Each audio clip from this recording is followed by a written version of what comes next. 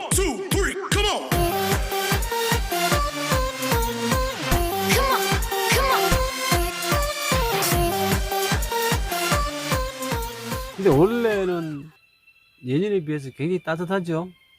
내가 생각할 때도 원래는 이 제천 같은 경우는 매년 보면 영하 20도 이하로 내려가는 날이 보통 한 해 겨울에 한 너댓 번은 다 내려가거든요. 한 10여 년 전에 제가 이곳에 처음에 왔을 때 영하 30도로 내려간 날도 이틀 정도 됐었어요. 20도 정도 내려가는 거는 뭐 쉽게 내려가더라고. 근데 작년도 그렇고 올해도 그렇고 특히 올해 같은 경우는 20도 이하로도 안 내려가는 것 같아. 요래 내려가면은 장치미 못이라고 있는데 이 장치미 못이 말이죠. 보통 한 15cm까지 얼음 두께는 그렇게 끙끙 저수 전체가 얼어버려. 근데 원래는 전체가 다 얼지도 않아. 근데 그만큼 따뜻해졌는데 그것이 지구 온난화의 영향인지 뭐 원래 좀 특별한 경우인지 그건 아직까지 잘 모르겠어요. 근데 전반적으로 이렇게 봤을 때 지구 온난화의 영향일 거라고 보는 거죠. 이 기후변화가 굉장히 심각해. 우리가 어릴 때만 하더라도 말이죠. 겨울 같은데 제일 많이 먹는 생선이 동태였다고. 동태 지금 안 나잖아. 동태는 이제 수온이 좀 낮은 데서 사는 물고기여서 다 북상에 올라가 버렸나. 그 다음에 또 오징어도 거의 뭐 대신 많이 잡히는 게 고등어 아니에요. 고등어는 따뜻한 데도 물 따라오는데 고등어가 지금 많이 올라오는 거거든. 근데 이렇게 이제 지구가 이렇게 덮여지면은 남극이나 북극에 있는 그 만년설 영구 동토층이 녹아내리는 거예요. 빙하가 막 녹아내리고.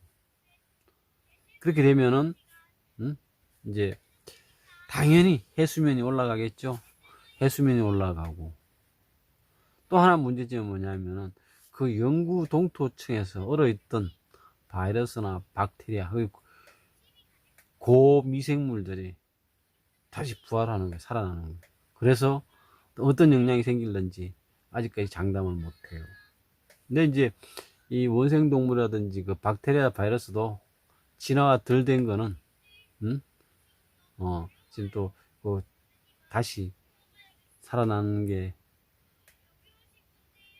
그렇게 쉽지는 않대요. 그렇지만은 그것으로 인해서 어떤 변이가 생겨가지고 어떤 문제가 생길는지 장담 못해요. 지금 중국 우한에서 그 폐렴 바이러스, 그 신생 코로나 바이러스 말이에요. 이게 지금 치료할 수 있는 백신이 없는 거야. 왜? 백신 만들지를 못해. 왜? 균을 처음 보는 균이 돼서.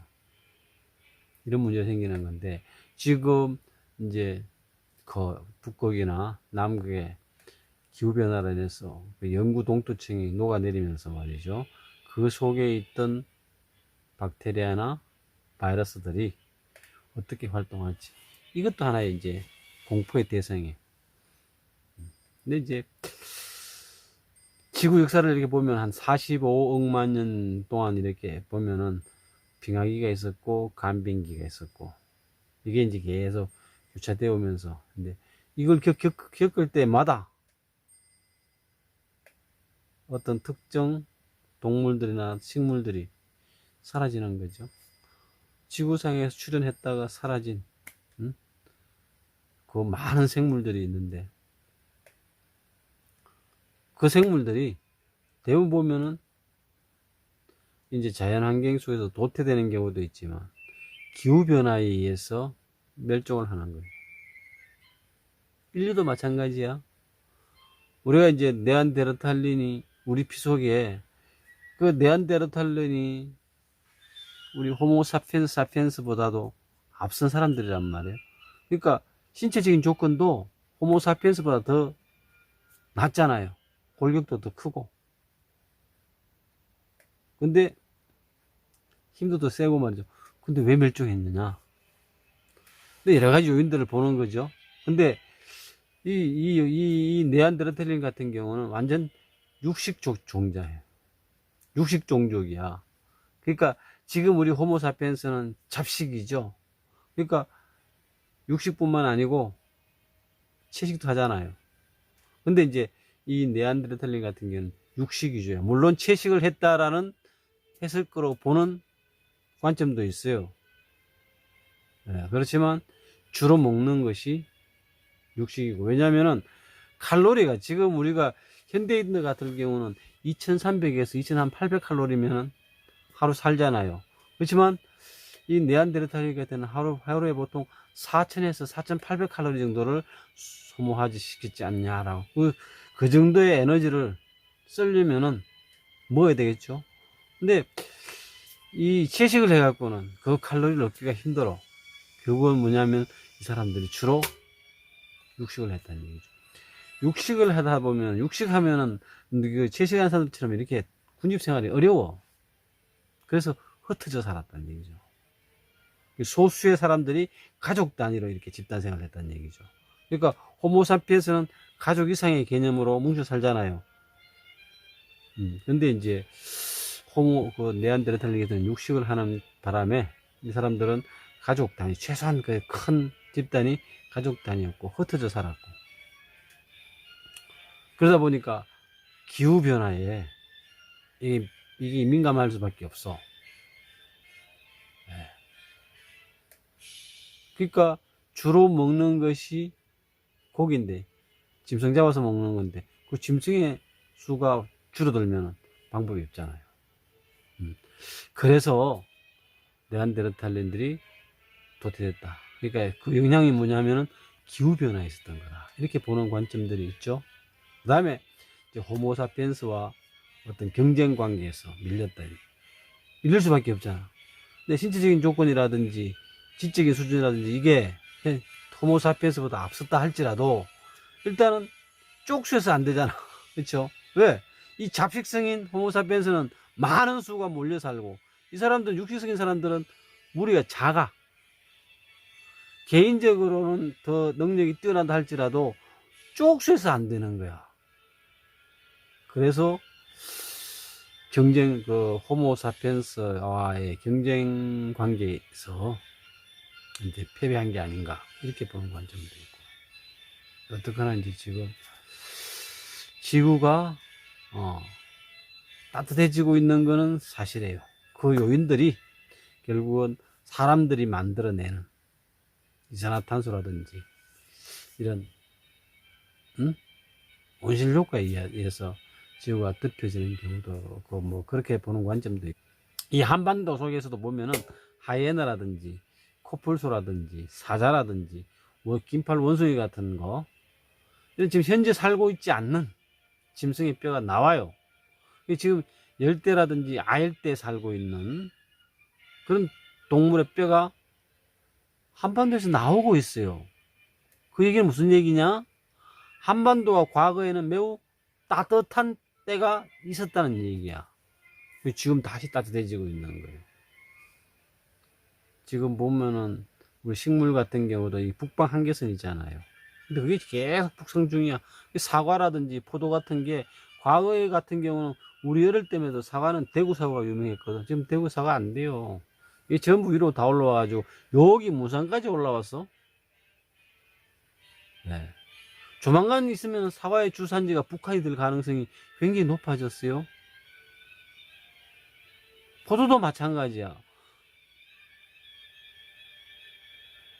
우리나라 같은 경우는 포도가 좀 어려워요. 재배하기가. 그러니까 당도가 안 나온다고. 저기 지중해라든지 저쪽에 이제 프랑스라든지 포르투갈, 스페인, 이탈리아 이쪽에 포도를 많이 하잖아. 이거 포도주가 좀 유명하잖아.